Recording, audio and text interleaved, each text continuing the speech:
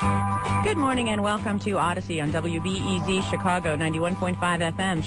And we're joined by Barack Obama, who is Illinois State Senator from the 13th District and a senior lecturer in the law school at the University of Chicago. You know, if you look at the victories and failures of the civil rights movement and its litigation strategy in the court, I think where it succeeded was to vest formal rights in previously dispossessed peoples, so that I would now have the right to vote. I would now be able to sit at a lunch counter and order, and as long as I could pay for it, I'd be okay.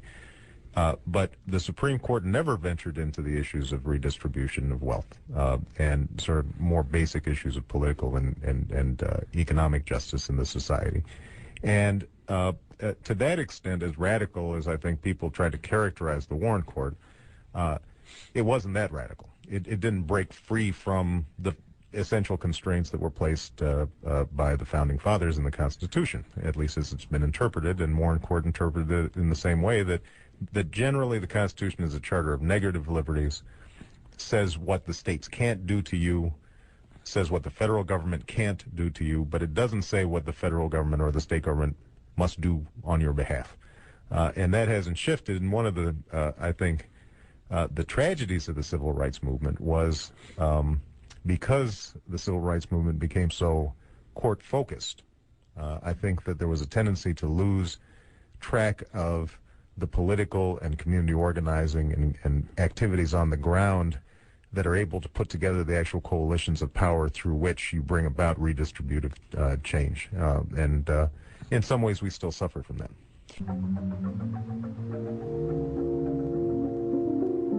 Let's talk with Karen. Good morning, Karen. You're on Chicago Public Radio. Hi. The gentleman made the point that the Warren Court wasn't terribly radical. My question is, with economic changes, my question is it too late for that kind of reparative work economically, and is that the appropriate place for reparative economic work to take place? You mean the court? The courts, or would it be legislation at this point? Yeah, you know, maybe I'm showing my bias here as a legislator as well as a law professor, but you know, I'm not optimistic about bringing about major redistributive change through the courts. You know, the institution just isn't structured that way.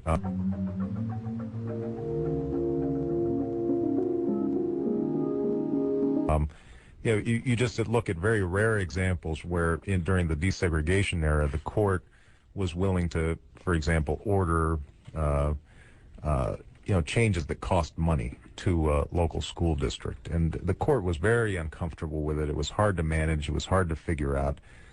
You start getting into all sorts of separation of powers issues, you know, in terms of the court monitoring or engaging in a process that essentially is administrative and takes a lot of time.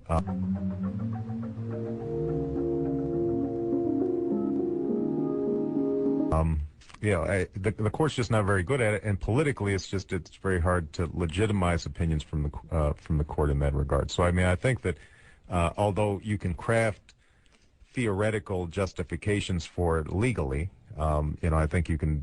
Any three of us sitting here could come up with a rationale for bringing about economic change through the courts.